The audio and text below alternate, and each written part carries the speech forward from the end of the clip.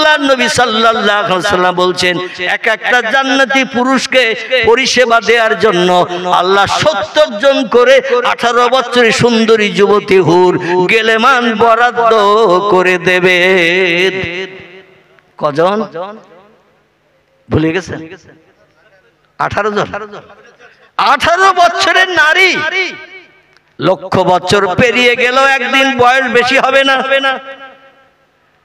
কোটি বছর পেরিয়ে গেল, একদিন বয়স কম দেখাবে না।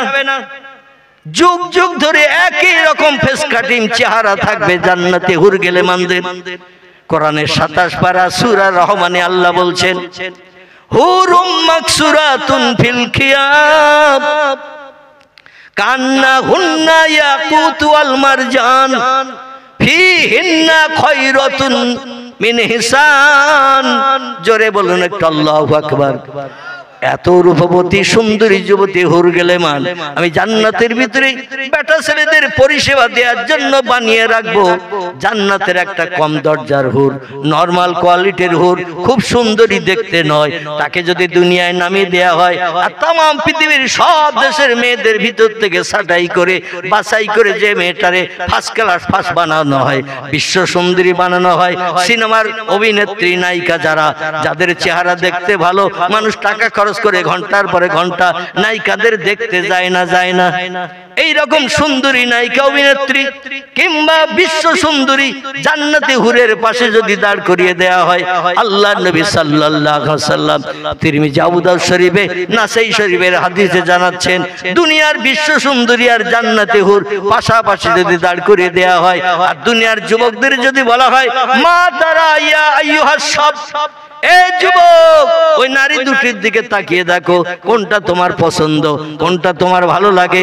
যুবক দুটি নারীর দিকে তাকিয়ে বলবে জান্নাতের হুর আমার পছন্দ। জোরে বলুন একটু। যদি বলা হয় পৃথিবীর বিশ্ব সুন্দরী 255 থেকে 56টির মতো দেশ পৃথিবীতে বিদ্যমান, পূর্বে ছিল 228টি দেশ। বড় বড় দেশগুলো এখন ভেঙে চুরমার করে ছোট্ট ছোট্ট দেশ বানানো হচ্ছে, এই কারণে দেশের সংখ্যা শুধু বাড়তেছে। কিছুদিন আগে ছিল 228টি দেশ, এখন 256টির মতো দেশ তাম পৃথিবীতে তৈরি হয়েছে। Japan, German, England, Holland, Poland, Italy, Brazil, Thailand, Singapore, Burma, Rangoon, Hindustan, Pakistan, Bangladesh, Afghanistan, Iraq, Iran, Kuwait, Jordan, Arab, পারস্য, তুরস্ক, Libya, Nigeria, Indonesia, Malaysia, Sri Lanka, Burma, Tajikistan, Kazakhstan, Balochistan, Azerbaijan, Armenia, Saudi Arab, Arab আমিরি শাহী, শাম, সিরিয়া, মরক্কো, ইয়ামান, বুলগেরিয়া, আছে না দেশ। এইভাবে দেশের সংখ্যা 256টি। এই 256টির মতো দেশের থেকে বিশ্ব সুন্দরী নারী যদি জান্নাতি হুরের পাশে দাঁড় করানো হয়, বলে হুর তোমার পছন্দ, এই মেয়েটি বিশ্ব সুন্দরী, এ কেন তোমার পছন্দ না? বলে জান্নাতি হুর যদি না থাকতো বাধ্য হয়ে পছন্দ করতে হতো, কে না ভালো চায়, এই জন্য আমি ভালোটাই চয়েস করেছি।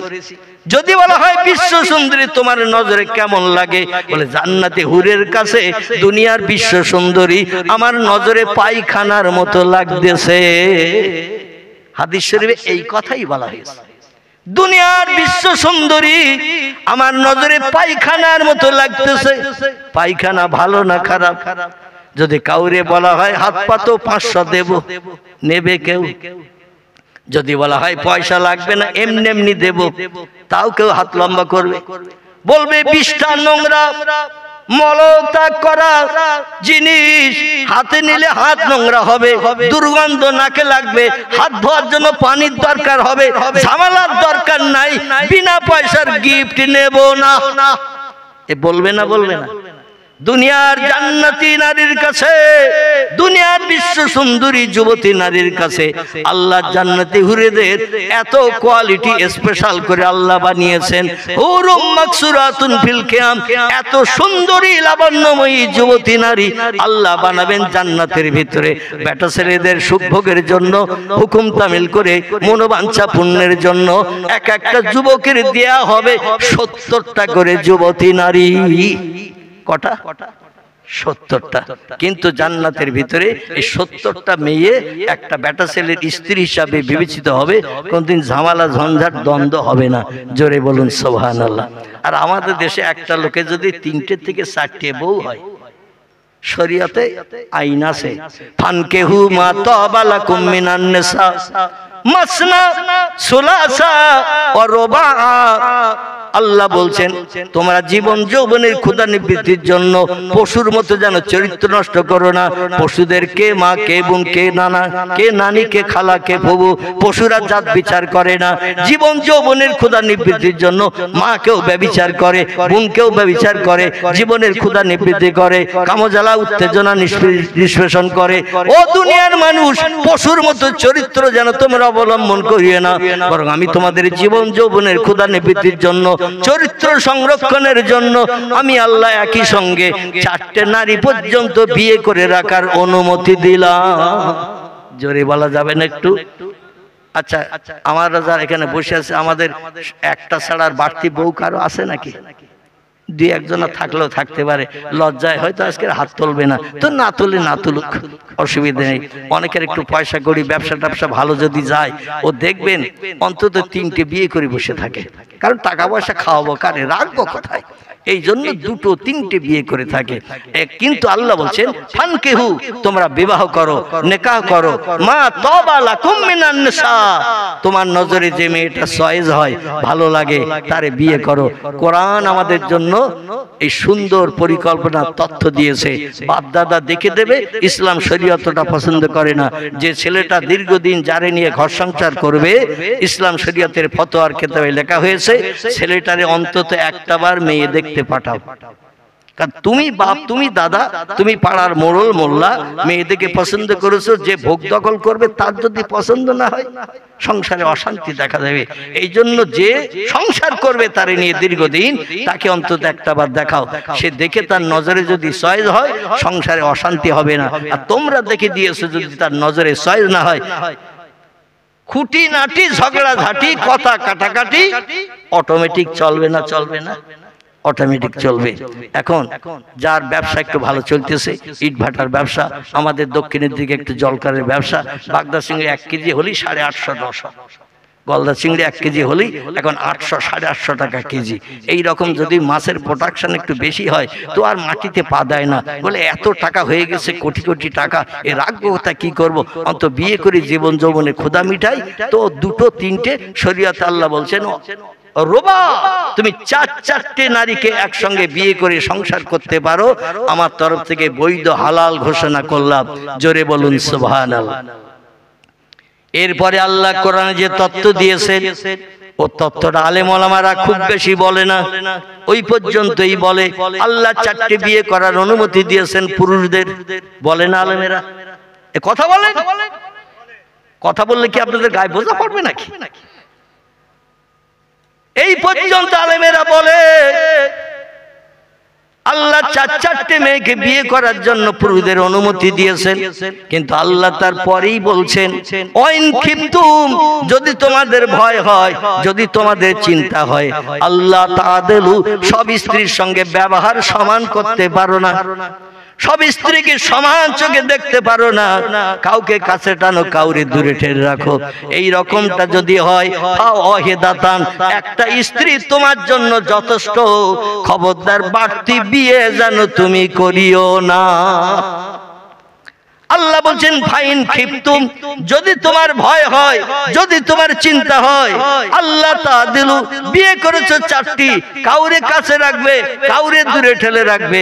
কোন স্ত্রী গা গরম হলে এমবিবিএস ডাক্তার আসবে ট্রিটমেন্ট করতে, আর পুরানো স্ত্রী 4টে বাচ্চা, গায়ের চামড়া ঢিলা হয়ে গেছে, চোখের পাওয়ার কম হয়ে গেছে, দাঁত ছকানা পড়ে গেছে, ওর যদি গা গরম হয়, জ্বর হয়, গ্রামের হেতুড়ে ডাক্তার খবর পায় না। নতুন স্ত্রীর জন্য অনুষ্ঠান বাড়ি যাবে, বেনারসি, স্বর্ণ কাতান, সাউথ ইন্ডিয়ান, আমার ভাইরা দামি দামি কাপড় নতুন স্ত্রীর জন্য নিয়ে আসা হয়েছে। অনুষ্ঠান বাড়ি, বিয়ে বাড়ি যাবে, পুরানো স্ত্রীর খবর নিয়ে দেখা গেল একটা বিধবার শাড়ি, সাদা খোল, লাল পাড়, তাও তার নসিবে জোটে নাই। এদিকে অবশ্য এরকম হয় না, যারে দেয় সবার সমান দেয়, ঠিক না ভুল? এদিকে সবাই সমান দেয়, এখানকার লোকের নামে বদনাম দেব না। কারণ আল্লাহ পাক বহুত দিন পরে আমাকে আপনাদের সামনে চারি চক্ষের মিলন ঘটিয়েছে। আমি অধম কম বেশি 3 বছর একটানা অসুস্থতার মাঝখানে ছিলাম, ঘরের ভিতরে আবদ্ধ ছিলাম ইনফেকশন হওয়ার ভয়ে। আমার পেটে বর্তমান কিডনি একটা, কটা বললাম? একটা কিডনি, একেবারে পাঁজরের হাড় থেকে নিয়ে একেবারে কুকসি পর্যন্ত 21টা সেলাই আমার পেটে। কটা বললাম?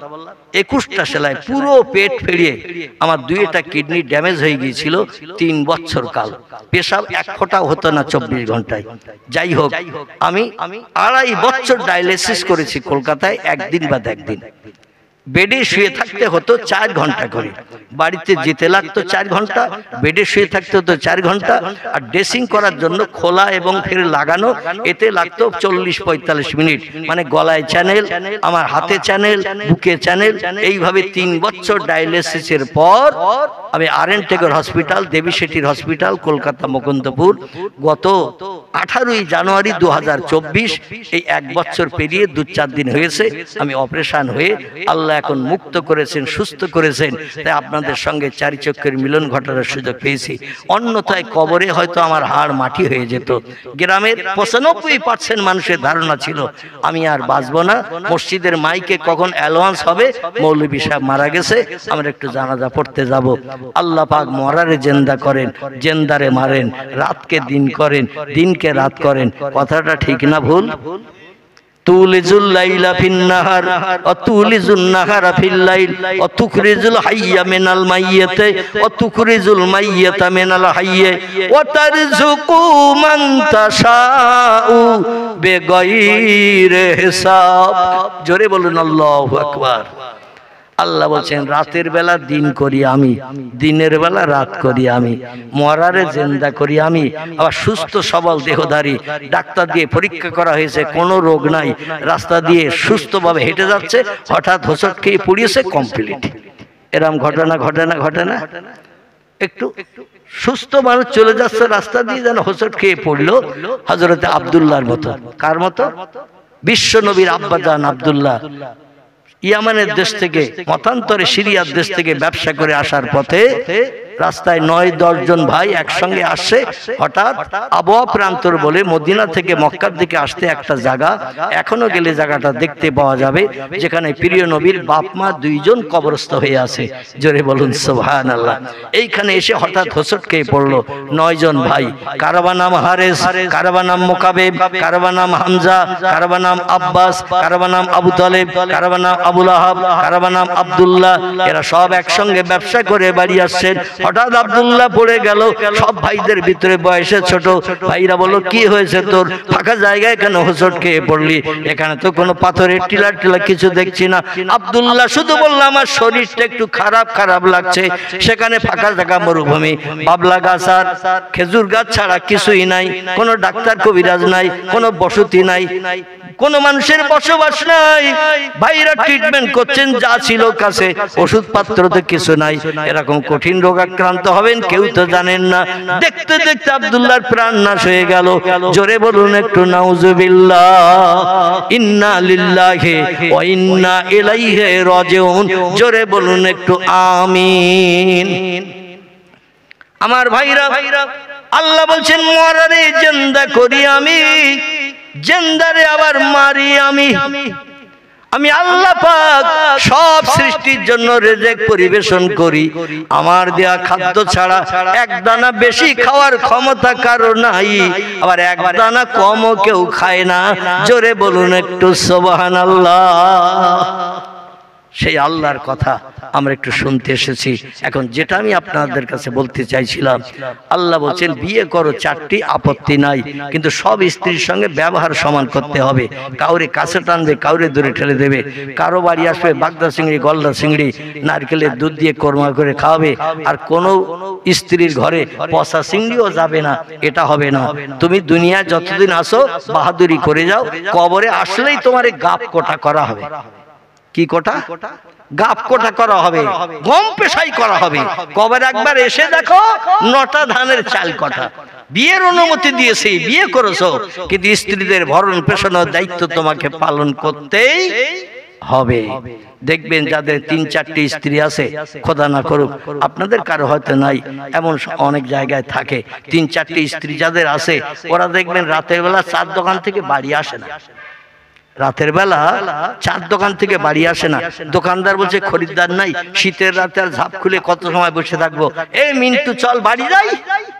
মিন্টু বলছে চাচা তুমি বাড়ি যাবে যাও, আমি বাড়ি যাব না, তোমার এই চার দোকানের বেঞ্চিতে সারা রাত কাটাবো। চাচা বলে তোর এক বলতে 3টে বউ, 3টে বউ কত যত্ন মহব্বত ভালোবাসা প্রেম দেবে, আর আমার একটা স্ত্রী, এই সকালে রেখে এসেছি, চার দোকানে চা বিক্রি করি, বাড়ি যেতে পারি না, মনে মনে চিন্তা করি কখন বাড়ি যাব, চাঁদ মুখটা দেখবো, মুখের মুস্কি হাসি দেখবো, এমন করে দুধের মতো সাদা চকচকে দাগ দেখবো, মুখের মিষ্টি কথা শুনবো, কলিজার গরম পানি করব। একটা বউ তাই কত মহব্বত, আর তোর এক বলতে 3টি স্ত্রী। আমার মন চাইছে কখন বাড়ি যাব, খরিদ্দার যখন থাকবে না দোকানে ঝাঁপ ফেলে বাড়ি যাব। আর তোর 3-3টে বউ, তুই কেন বাড়ি যাবে না? বলে বাড়িতে যে ঘুমানোর থেকে তোমার চার দোকানে ঘুমানো ভালো।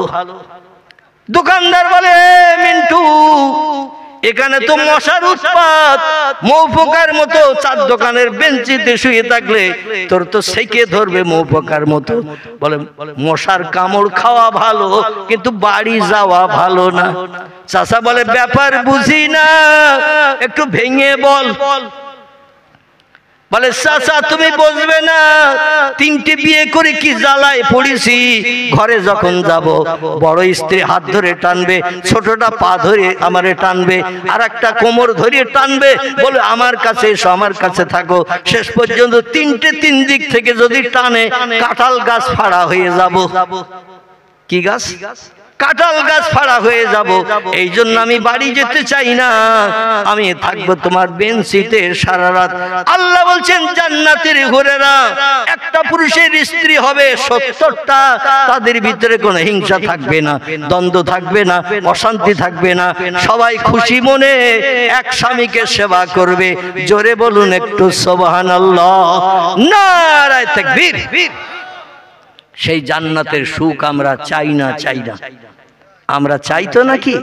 এই সুখ যদি চাই, বিশ্বনবী বলছেন আমার আদর্শের অনুসরণ করে চলো, কানা মাইফিল জান্নাহ, আল্লাহর বেহেশতের ভিতরে এক জায়গায় বসে আমরা সুখ ভোগ করব। জোরে বলুন সুবহানাল্লাহ।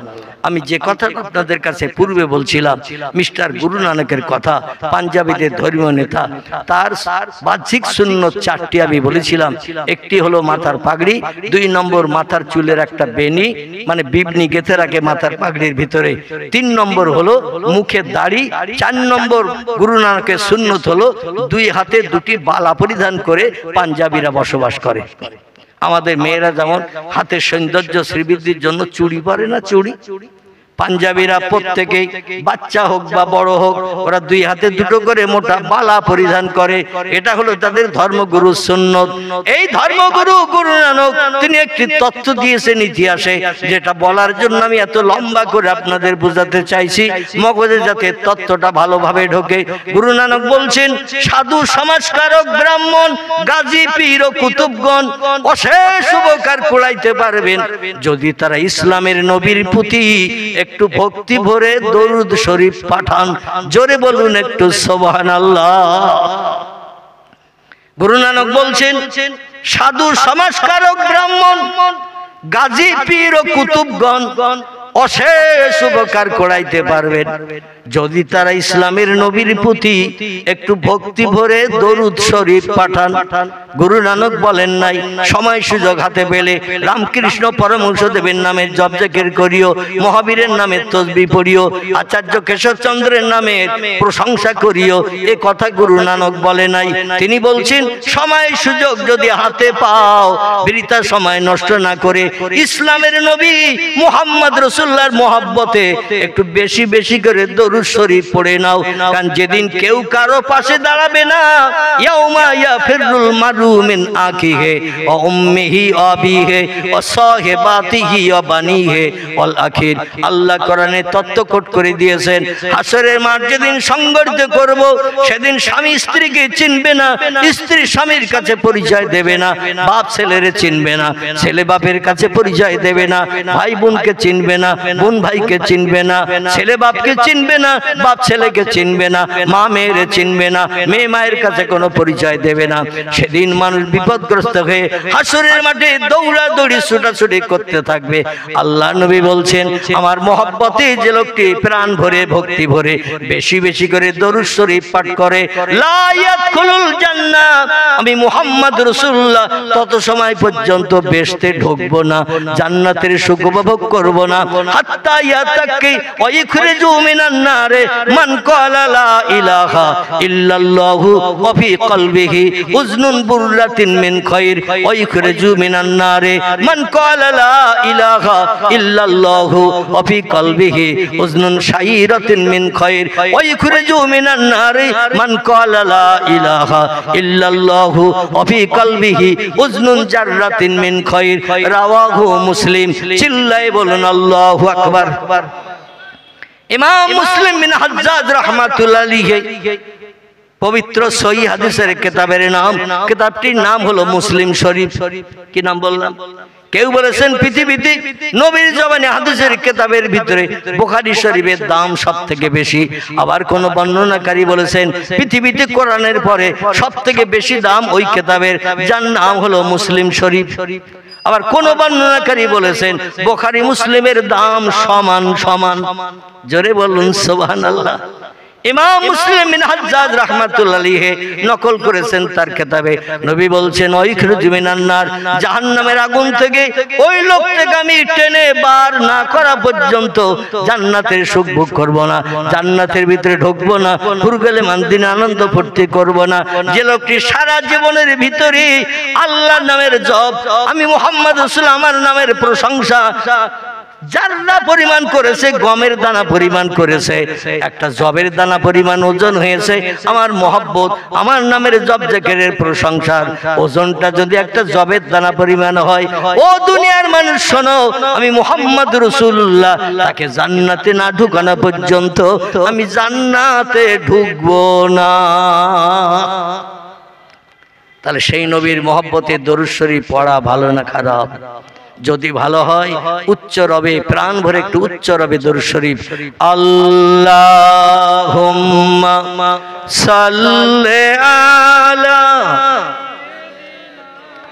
মাওলানা মুহাম্মদ ওয়া আলা আলি সাইয়্যিদিনা মাওলানা।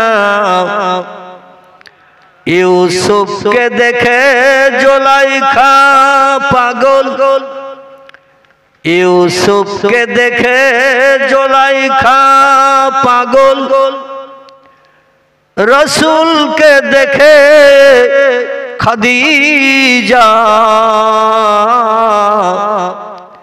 সেই আশিকে মুসলিম পাগল, দরুদ পড়ো মুস্তাফা।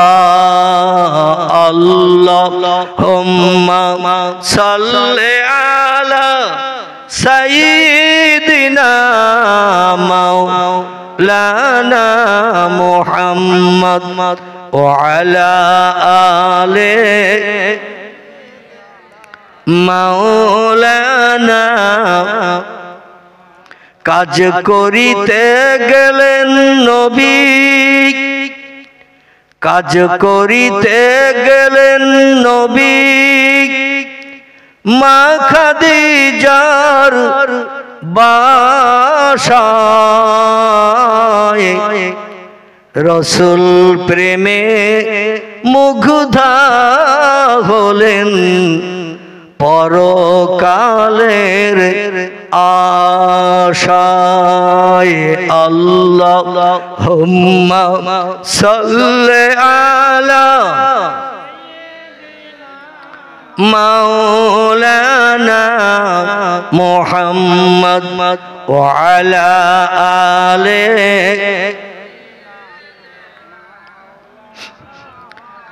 একটু কলেমার জিকির লা ইলাহা ইল্লাল্লাহ লা ইলাহা লা ইলাহা ইল্লাল্লাহ মুহাম্মাদুর রাসূলুল্লাহ। কাক ডাকে কাকা রবে, কাক ডাকে কাকা রবে, কোকিলের স্বর মধুর লাগে, ডাকে সেই শীতের হাওয়ায়, আল্লাহ ছাড়া মাবুদ নাই, বলো লা ইলাহা ইল্লাল্লাহ লা ইলাহা লা ইলাহা ইল্লাল্লাহ মুহাম্মাদুর রাসূলুল্লাহ।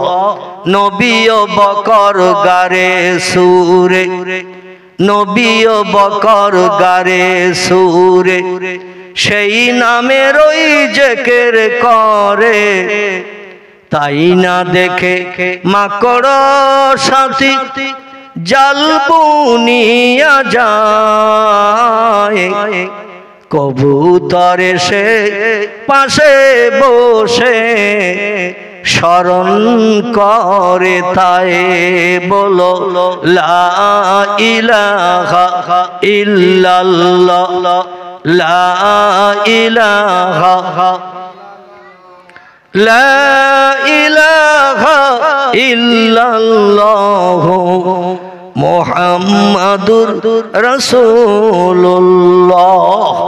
সকলে বলুন সাল্লাল্লাহু আলাইহি ওয়াসাল্লাম। আমার ভাইরা, একটু আল্লাহর নামের জপ জিকির, বিশ্ব নবীর মহব্বতে একটু দরুদের নজরানা আমরা পেশ করে নিলাম। আপনারা অখুশি হলেন? যদি অখুশি হন 2-5 মিনিট ধরিয়ে দেব পরে। কি দরুদ শরীফ পড়তে আর অনেকে অনাগ্রহ তৈরি করে, বলে বেকার কেন মরা মানুষের নামে দরুদ শরীফ পড়তে হবে, মরা গরু ও তো আর ঘাস টাস খাবে না, বেকার মোহাম্মদের নামে জপ জিকির করতে হবে না। এখানে হয়তো ও দলের মানুষ কেউ নেই, কিন্তু অনেক জায়গায় আছে। ঠিক বললাম না ভুল বললাম? অনেক জায়গায় ওই দলের মানুষ আছে, বলে মরা গরু আর ঘাস খাবে না, ওদের জন্য দোয়া সবরেসানি করতে হবে না, কোনো খানা শাদির অনুষ্ঠান করতে হবে না, গরিব এতিম মিসকিনকে খাওয়াতে হবে না, কোনো কলমাখানি করতে হবে না, কোরআন শরীফ তিলাওয়াত করে কবরের ধারে যেয়ে দোয়া করার দরকার নেই, কারণ ওরা মরি গলিয়ে পুষিয়ে মাটির সঙ্গে মিশে গেছে, ওরা আর কিছু পাবে না।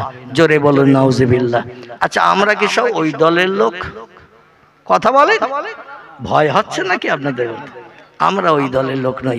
তাহলে আমরা মৃত ব্যক্তির আত্মার কল্যাণের জন্য দোয়া করি না? করি না? আল্লাহর নবী বলছেন, জিন্দা মানুষেরা মৃত ব্যক্তির জন্য দোয়া করলে মৃত ব্যক্তিরা দোয়া নিয়ে কবরে চুপ করে বসে থাকে না। নাসাই শরীফের হাদিস, রাসূল বলছেন মৃত ব্যক্তিরা জিন্দা মানুষের জন্য রুহানি দোয়া করে, আর মৃত ব্যক্তিদের রুহানি দোয়া জিন্দা মানুষের জন্য আল্লাহ বিদ্যুতের মতো কবুল করেন। জোরে বলুন সুবহানাল্লাহ। সংসারে বালা মুসিবত দূর হয়ে যায়, সংসারে অশান্তি দূর হয়ে যায়, অভাব দূর হয়ে যায়, রোগ বেমারি থেকে আল্লাহ নিষ্কৃতির ব্যবস্থা করেন। কারণ মৃত ব্যক্তিদের রুহানি দোয়া জিন্দা মানুষের জন্য আল্লাহ বিদ্যুতের মতো কবুল করে থাকেন। তবে যাদের আমল নামার থলি ভর্তি, থলির মুখে চেন টেনে দিয়ে 10 টাকার তালা লাগিয়ে চাবি সাগরে বা নদীতে ফেলে দিয়েছে, ওদের থলির ভিতরে কিছু ঢুকানোর জায়গা নাই, ওদের মরা মানুষের জন্য আল্লাহ নবীর নামে দোয়া দরুদ শরীফ পড়ার কোনো দরকার নাই। কারণ থলির মুখে চেন টেনে দিয়ে 10 টাকার তালা লাগিয়ে চাবি সাগরে নদীতে ফেলে দিয়েছে, চাবি খুঁজলে আর সাগরের তলা থেকে পাওয়া যাবে না, থলির ভিতরে ঢুকানোর আর কোনো জায়গা নাই, থলির তো মুখ আঠা, এই জন্য আর দোয়ার প্রয়োজন তাদের নাই। আমি আপনাদের কাছে জিজ্ঞাসাবাদ করব, আমাদের আমল নামার থলি খোলা না চেনটানা? আমাদের আমল নামার থলি খোলা। মরণের দিন পর্যন্ত যদি আমরা দোয়া সবরেসানি করি, আমরা যদি জিকির আজগার করি, কোরআন তেলাওয়াত করি, তাসবিহ তাহলিল পাঠ করি, আমাদের আমল নামার থলি কি ভর্তি হবে? আবু বকর সিদ্দিক বলছেন, ও দুনিয়ার মানুষ, আল্লাহর নামের জপ জিকির ইবাদত বন্দেগী, নফল নামাজ, তাহাজ্জুদের নামাজ, ইশরাকের নামাজ, চাশতের নামাজ, আওয়াবিনের নামাজ, পাঁচ ওয়াক্ত ফরজ নামাজ, নবীর পিছনে দাঁড়িয়ে দাঁড়িয়ে ইক্তেদা করার পরও আমার আমল নামার থলি আমি ভর্তি করতে পারিনি। তাহলে আবু বকর সিদ্দিকের মতো মানুষ যদি বলে আমার আমল নামার থলি খালি, তাহলে আমাদের থলি ভর্তি হয়ে গেছে নাকি? আহারে, নবী বলছেন তামাম পৃথিবীর মানুষের সৎ কাজ নেক কাজ সবগুলো কিয়ামত পর্যন্ত যত মানুষ দুনিয়ায় জন্ম নেবে আমার উম্মত মণ্ডলী, আমার উম্মত সৎ কাজ করবে, কোরআন তেলাওয়াত করবে, জিকির আজগার করবে, তাসবিহ তাহলিল পাঠ করবে, সুবহানাল্লাহ পড়বে, আলহামদুলিল্লাহ পড়বে, আল্লাহু আকবার পড়বে, লা ইলাহা ইল্লাল্লাহ জপ জিকির করবে, সকাল সন্ধ্যা কোরআন তেলাওয়াত করবে, নফল নামাজ পড়বে, ফরজ নামাজ পড়বে, ওয়াজিব নামাজ পড়বে, সুন্নত নামাজ পড়বে। কিয়ামত পর্যন্ত দুনিয়ার সব দেশের মানুষের আমলগুলো যদি দাড়ি পাল্লার একদিকে ছাপানো হয়, আর আমার মনের মানুষ, কাছের মানুষ, আমার স্ত্রী আয়েশার বাবার আমলগুলো দাড়ি পাল্লার আর একদিকে যদি ছাপানো হয়, নিঃসন্দেহে আবু বকরের দিকে মনি কাটা ঝুঁকে যাবে। নারায়ে তাকবীর। সেই রকম মানুষ আমাদের বনার ইচ্ছা প্রকাশ করতে হবে। সকলে বলুন আমিন, জোরে বলুন আমিন। আমার ভাইরা, সংক্ষেপে আমি আমার আলোচনা করব। পবিত্র কোরআনে পাকের 15 পারার প্রথম লাইন বক্তৃতার প্রারম্ভে আপনাদের কাছে পরিবেশন করেছি। কোরআন পাকের যে আয়াত পাঠ করেছিলাম, আমি তার তরজমা ব্যাখ্যা সংক্ষেপে করে আমার বক্তৃতার ইতি টানব। পরবর্তী বক্তা অপেক্ষায় আছেন আপনাদের সঙ্গে চারিচক্ষুর মিলন ঘটানোর জন্য। বিশেষ করে শীতকালীন রাত, এই জন্য আমি লম্বা ওয়াজ করে আপনাদের কষ্ট দেব না, কারণ পরের বক্তার ওয়াজ শোনার জন্য একটু থলির জায়গা খালি রাখতে হবে তো নাকি? কিন্তু চালাক খরিদ্দার যারা বাজারে মাল কিনতে কিনতে যদি থলি ভর্তি হয়ে যায়, পকেটে যদি পয়সা থাকে, বলে পয়সা এখনো রয়ে গেছে, থলি তো আর মাল রাখার জায়গা নাই, কি করি এখন? চালাক খরিদ্দার যারা, ওরা একটু থলি ধরে ঝাঁকার বেরিয়ে নেয়। কি করে? থলি ধরে একটু ঝাঁকার মারে। থলি যদি একটু ঝাঁকার মারে, দেখবে না 2-1 কেজি মাল কিনে আবার রাখা যাবে। এ ঠিক বললাম না ভুল বললাম? আর 2-1 কেজি মাল ঢোকানো যাবে। এই জন্য আমার পরের বক্তা যখন আসবেন, আমার ওয়াজ শুনতে শুনতেই যদি থলি ভর্তি হয়ে যায়, নাউজুবিল্লাহ, একটু ঝাঁকার মেরে নেবেন, আরো 2-1 কেজি মাল রাখার জায়গা হবে। মরণের দিন পর্যন্ত সেগুলো বাস্তব জীবনে রূপদান করে শীতের রাতের মর্যাদা রক্ষা করে মরণের দিন পর্যন্ত যদি চলতে পারি, নিঃসন্দেহে আল্লাহ পাক আমাদের জন্য জান্নাত হালাল বানিয়ে দেবেন। আল্লাহ কোরআনের 15 পারার প্রথম লাইনে তত্ত্ব কোট করেছেন, বিসমিল্লাহির রহমানির রহিম, সুবহানাল্লাযী আসরা বিআবদিহি লাইলাম মিনাল মাসজিদিল হারামি ইলাল মাসজিদিল আকসা। জোরে বলেন আল্লাহু আকবার। কোরআন পাকের অর্ধাংশ, যার বলা হয় 15 পারা। কোরআন কত পারায় পরিবেশিত? 30 পারা। তো 30 পারার হাফ করলে কত হয়? 15। এই 15 পারার একেবারে প্রথম লাইন আল্লাহ বলছেন, সুবহানাল্লাযী, আমি তোমাদের সেই মহান পবিত্র সত্তা, আমি তোমাদের সেই মহান পবিত্র আল্লাহ, মহান পবিত্র প্রভু বলছি। আসরা, আমি ভ্রমণ করিয়েছিলাম। আমি যে আল্লাহ তোমাদের মালিক, খাই না, ঘুমাই না, পেশাব করি না, পায়খানা করি না, স্বামী স্ত্রী মিলন করে দেহ নাপাক করি না, আমার দেহ ফ্র্যাকচার হয়ে রক্ত বার হয় না। শরীয়তের পরিভাষায় কোনো মানুষ যদি ঘুমিয়ে পড়ে, লোকটার ওযু নষ্ট হয়ে যায়, দেহ ফ্র্যাকচার হয়ে রক্ত নির্গত হলে দেহ নাপাক হয়ে যায়, আবার ওযু করে রক্ত মুছে দেহ পবিত্র বানাতে হয়। মদ খেলে দেহ নাপাক হয়, ঘুমিয়ে পড়ে ঘুম থেকে উঠলে দেহ নাপাক হয়ে যায়, স্বামী স্ত্রী মিলন করলে দেহ নাপাক হয়ে যায়, পেশাব করলে দেহ নাপাক হয়, পায়খানা করলে দেহ নাপাক হয়। এই দেহ পাক করার জন্য আল্লাহ কোরআনে বিধান দিয়ে দিয়েছেন। ও দুনিয়ার মানুষ, নাপাক দেহ যদি পবিত্র বানাতে চাও, তাহলে আমার কোরআনের বিধানকে বাস্তব জীবনে রূপদান করো। সেটি হলো এই ও আমার বান্দারা, আমি আল্লাহ কোরআনে তথ্য কোট করে দিলাম, ফাকসেলু ওজুহাকুম ওয়াইদিয়াকুম ইলাল মারাফিকে ওয়ামসাহু বিরুসিকুম ওয়ারজুলাকুম ইলাল কাবাইন। জোরে বলুন একটু আল্লাহু আকবার। নাপাক দেহ যদি পাক বানাতে চাও, চারটে কাজ করতে হবে। কটি? কোরআনে আল্লাহ তত্ত্ব কোট করেছেন, চারটে কাজ করলে তোমাদের নাপাক বডি পবিত্র হবে, পাক হয়ে যাবে। আল্লাহর নবী তিরমিজি শরীফের হাদিসে জানিয়েছেন, নাপাক অবস্থায় আমার উম্মত যদি দুটি কাজ করে, সঙ্গে সঙ্গে কাফেরে রূপান্তরিত হবে। কি হবে? নাপাক অবস্থায় দুটো কাজ যদি আমার উম্মত করে, সঙ্গে সঙ্গে লোকটা কাফের হয়ে যাবে। আমি আপনাদের কাছে জিজ্ঞাসাবাদ করি, কাফেরের ঠিকানা কোথায় হবে? কাফেরের ঠিকানা হবে জাহান্নাম।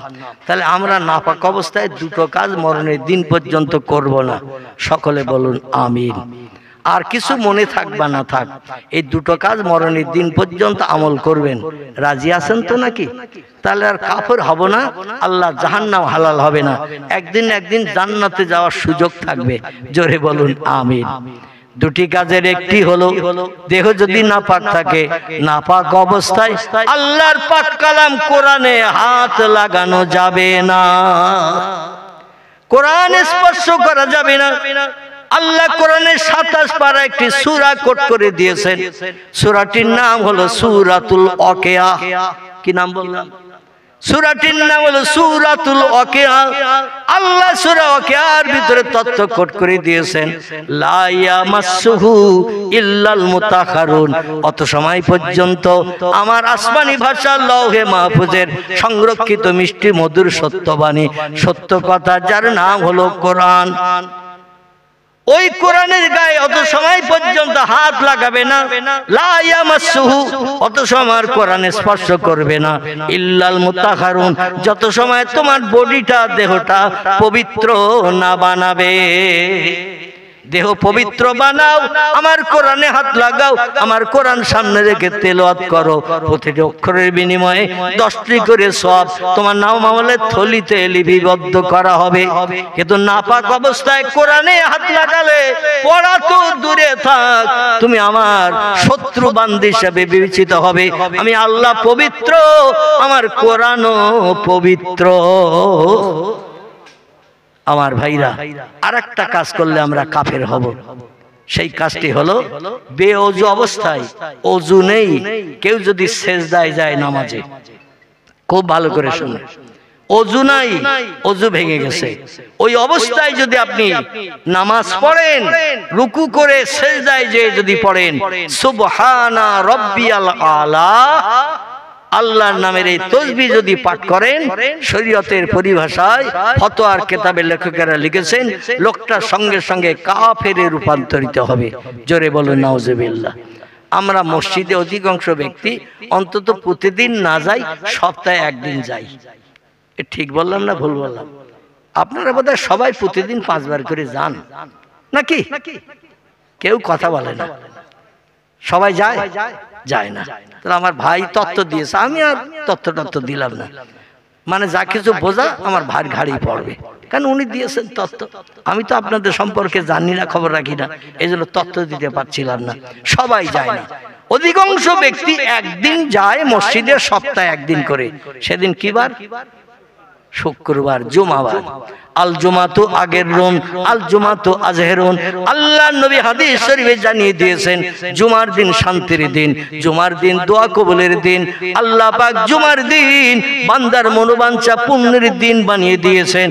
এক সপ্তাহ আপনি যত সগীরা গুনাহ করবেন, শয়তানের ওয়াসওয়াসায় পড়ে, নফসের তাড়নায় পড়ে, কুমন্ত্রণায় পড়ে, বন্ধু বান্ধবের পাল্লায় পড়ে যত গুনাহ করবেন, জুমার দিন, শুক্রবারের দিন মসজিদে 2 রাকাত ফরজ নামাজ, জুমার নামাজ আদায় করলে 1 সপ্তাহের গুনাহ আল্লাহ মাফ করে আপনার খাতাটা বেগুনা সাদা বানিয়ে দেবে। কিন্তু দুঃখের বিষয়, জুমার নামাজ পড়তে মসজিদে আমরা যাই, 2 রাকাত ফরজ নামাজ, এরপরে আর নামাজ আমাদের দেশে নাই। যাই ইমামের পিছনে খুতবার পরে 2 রাকাত ফরজ নামাজ পড়তে। ইমাম ডাইনে বামে সালাম ফিরিয়ে দোয়া করলো কি করলো না, জুতো খোঁজার হিড়িক চলে। ঠিক বললাম না ভুল বললাম? ভুল বললে ধরে দেবেন, আমি সংশোধন করে নেব। 2 রাকাত ফরজ নামাজ যেই হয়ে গেছে, জুতো খোঁজার হিড়িক চলে। এত তাড়াতাড়ি জুতো খোঁজার হিড়িক চলে, সলিমউদ্দিন চাচার জুতো মিন্টুর পায়ে, পিন্টুর জুতো আব্দুর রহমান দাদার পায়ে। বাড়ি যেয়ে বলে জুতো তো আমার নয়। মসজিদে যেয়ে দেখে যার জুতো সেও নাই। ঠিক কি না? আমার ভাইরা, এই মসজিদে আমরা নামাজ পড়তে যারা যাই, দেখবেন কেউ বা দেওয়াল খুঁজে বেড়ায়, কেউ বা পিলিয়ার যদি মসজিদের মাঝখানে থাকে, একটু আড়ে লম্বায় অনেক চওড়া, মাঝখানে পিলিয়ার থাম্বা দিয়ে 7টা ঠেকো দিয়ে রাখা হয়। কেউ বা পিলিয়ার খোঁজে, কেউ বা দেওয়াল খোঁজে। ফাঁকা জায়গায় কাতারে কেউ বসতে চায় না। কথাটা ঠিক বললাম না ভুল বললাম? অধিকাংশ ব্যক্তি দেওয়াল খুঁজে বেড়ায়, অধিকাংশ ব্যক্তি পিলিয়ার খুঁজে বেড়ায়। একটু আরাম করে পিলিয়ারে পিঠ দিয়ে বসে বসে ঘুমাবে। তাই ইমাম খুতবা পড়ছে 5 মিনিট করে 10 মিনিট। প্রথম খুতবা 5 মিনিট, দ্বিতীয় খুতবা 5 মিনিট বা 7 মিনিট। এই মোটামুটি 10 থেকে 12 মিনিটের ভিতরে খুতবা শেষ হয় না? খুতবা পড়া হলো সুন্নত আর শোনা হলো ওয়াজিব। আপনাদের কাছে জিজ্ঞাসাবাদ করি, সুন্নতের দাম বেশি না ওয়াজিবের দাম বেশি? আল্লাহু আকবার। দ্বিমত আপনাদের ভেতরেই তৈরি হয়ে গেছে। কেউ বলছে সুন্নতের দাম বেশি, আবার কেউ বলছেন ওয়াজিবের দাম বেশি। আমি পরিষ্কার করে দেই, শরীয়তে সবথেকে মর্যাদা দাম বেশি যার, তার নাম হলো ফরজ। কি নাম? ফরজের মর্যাদা দাম সবথেকে বেশি। তারপরের স্টেজ হলো ওয়াজিব। স্টেজের 2 নম্বরের ওয়াজিব হলো তারপরের স্টেজ, 3 নম্বর হলো সুন্নত, 4 নম্বর হলো নফল, 5 নম্বর হলো মুস্তাহাব বা মুস্তাহসান। এইভাবে পরস্পর সাজানো আছে। প্রথম মর্যাদা হলো ফরজের, তারপরের স্টেজ হলো ওয়াজিব, তারপরে হলো সুন্নত। তাহলে আপনাদের কাছে জিজ্ঞাসাবাদ করি, খুতবা পড়া হলো সুন্নত আর শোনা হলো ওয়াজিব, তাহলে দাম বেশি কোনটার? ওয়াজিবের দাম বেশি। তাহলে আমাদের উচিত হলো ইমাম সাহেব খুতবা পড়বে, সুন্নতের কাজ করবে। ওয়াজিবের মর্যাদার দাম যখন বেশি, দাম যার বেশি তার মর্যাদা দিতে যেয়ে কি ঘুমানো যাবে? দেওয়ালে খুতবা পড়ছি, ইমাম কখন শেষ হবে জানা নাই। আর অধিকাংশ ব্যক্তি মসজিদে গেলেই ঘুম লাগে। ঠিক বললাম না ভুল বললাম? চায়ের দোকানে থাকবে, তাসের আড্ডায় থাকবে, ক্যারাম বোর্ডে থাকবে, জীবনে কোনোদিন ঘুম লাগবে না। আর যেই মসজিদে যাবে ওর সাগরের ঘুম এসে অ্যাটাক করে। ইমামের খুতবা কখন শেষ হয়ে গেছে তাও জানে না। দেওয়ালে পিঠ দিয়ে আসমানে চলে গেছে, বন্ধুর বাড়ি চলে গেছে, বান্ধবীর বাড়ি চলে গেছে, কোন আমড়া তলায়, পাকড়া তলায়, তেঁতুল তলায় অ্যাকশন চলতেছে, ঘুমিয়ে পড়েছে। মনের মানুষ কাছে এসে গেছে, কোন আমড়া তলায়, পাকড়া তলায় অ্যাকশন চলতেছে। যে ইমামের খুতবা শেষ হয়ে গেল, ইমাম মেহরাবে যে নামাজে হালাতে যেই বসে গেল, মুয়াজ্জিন দেখবেন একামত দেয় না? মুয়াজ্জিন একামত দিল, আর যেই হাইয়া আলাস সালাত, হাইয়া আলাল ফালাহ আওয়াজ যেই মুয়াজ্জিন তুললো, অধিকাংশ মুসল্লিরা ইমামের দেখা দেখি সব কাতারে দাঁড়িয়ে যায় না? কথা বলে সব দাঁড়িয়ে যায়। কিন্তু যে দেওয়ালে পিঠ দিয়ে সাগরের ঘুম ঘুমোচ্ছে, ও কি খবর রাখে? পাশে যে ছিল মিন্টু, বলে সবাই দাঁড়িয়ে গেছে, ও তো পাশে বসে। ও বলে কথা বললে তো অসুবিধা, নামাজ হবে। ও কিনের মেরেছে গুতো, মসজিদে কথা বলা যাবে না, কিনের গুতো মেরেছে। ও থতমত খেয়ে ঘুম ভেঙে গেছে। কোথায় ছিল কোনো খেয়াল নাই, ঘুম ভেঙে ঠেলে উঠে ইমাম বলছে আল্লাহু আকবার। সব মুক্তাদি কানের কাছে হাত উঠিয়ে তাকবীর তাহরিমা বাঁধলো, আল্লাহু আকবার। এখন মিন্টু কি ঘুম থেকে উঠে আবার ওযু করতে যাবে নাকি? পিছনে লোক, সামনে লোক, ডাইনে লোক, বাঁয়ে লোক। ও বলে আমি তো এই মসজিদে পিঠ দিয়ে বসেছিলাম, কখন খুতবা শেষ হয়ে গেছে জানি না, মুয়াজ্জিন ইকামত দিচ্ছে জানি না, পাশের আব্দুর রহিম চাচা কিংবা পিন্টু বন্দুকিনের গুঁতো দিয়েছে, ঘুম ভেঙে গেছে। ও সবার সঙ্গে দাঁড়িয়ে যে আল্লাহু আকবার। বিশ্ব নবী তিরমিজি শরীফের হাদিসে জানাচ্ছেন যে লোকটি ঘুমিয়ে পড়লো, ওর ওযু নষ্ট হয়ে গেল, আর বেউযু অবস্থায় যদি তাকবীর তাহরিমা বেঁধে রুকু সিজদা করে, লোকটার সঙ্গে সঙ্গে কাফের হয়ে যাবে। কি হবে? কাফের হয়ে যাবে। কাফেরের ঠিকানা কোথায় হবে? জাহান্নাম হবে। এই জন্য আমাদের যদি মসজিদে যে ঘুমিয়েও পড়ি, পিছনের দরজা দিয়ে হাওয়াও যদি বেরিয়ে যায়, লজ্জার মাথা খেয়ে উঠে উজু করতে যাবেন। কারণ পিছনের দরজা দিয়ে হাওয়া বেরিয়ে গেলে দেহ নাপাক হয়ে যায়, অজু আর থাকে না। কে আপনার দেখে মুস্কি হাসলো ওটা বিষয় নয়, আপনি জাহান্নামের আগুনে যখন পড়বেন ও কি দেখতে আসবে? কথা বলেন। ও তো দেখতে আসবে না, আপনার বিপদে তো সাহায্য করবে না। এজন্য কে কি বললো, কে মুস্কি হাসলো ওদিকে দেখার দরকার নাই। প্রয়োজনে মাথা নিচু করে চলে যাবেন পানির জায়গায়, অজু করে চলে এসে নামাজে শরীক হয়ে যাবেন। তাহলে অন্তত ঈমানদার অবস্থায় মরণ হওয়ার সুযোগ পাওয়া যাবে। জোরে বলুন একটু সুবহানাল্লাহ। বক্তা এসে গেছে তো নাকি? আলহামদুলিল্লাহ, পরের বক্তা এসে গেছে। আমি আজকের আর এই পবিত্র মেরাজ সম্পর্কে, বিশেষ করে রজব মাসের আগামীকাল দিনগত রাত, প্রিয় নবী মুহাম্মদ রাসূলুল্লাহর জীবনে 53 বছর বয়সে আল্লাহ দর্শনের রাত ছিল। জোরে বলুন সুবহানাল্লাহ। আমরা কেউ আল্লাহরে দেখতে পেয়েছি? কি কথা বলে? কেউ দেখতে পায়নি, কিন্তু আল্লাহ আছে না নাই? আছে। আমরা না দেখে বিশ্বাস করি। পয়গম্বর মুহাম্মদ রাসূলুল্লাহ বাস্তব চোখে আল্লাহকে দেখেছিলেন 27 বছরের লম্বা মেয়াদ। কত বললাম? 27 বছরের লম্বা মেয়াদ, লম্বা ঘটনা। আল্লাহ নবী বলছেন, মান সামা ইয়ামার রজব, যে ব্যক্তি রজব মাসে একটা নফল রোজা রাখবে, কামা সামা দাহরা কুল্লাহু, ও লোকটি যেন সারা বছর রোজা রাখলো। এবং আল্লাহ পাক তার নামামলের থলিতে রজব মাসে একটা রোজা রাখার কারণে সারা বছর রোজা রাখার সব তার আমলনামার থলিতে লিপিবদ্ধ করে দেবেন। জোরে বলুন একটু সুবহানাল্লাহ।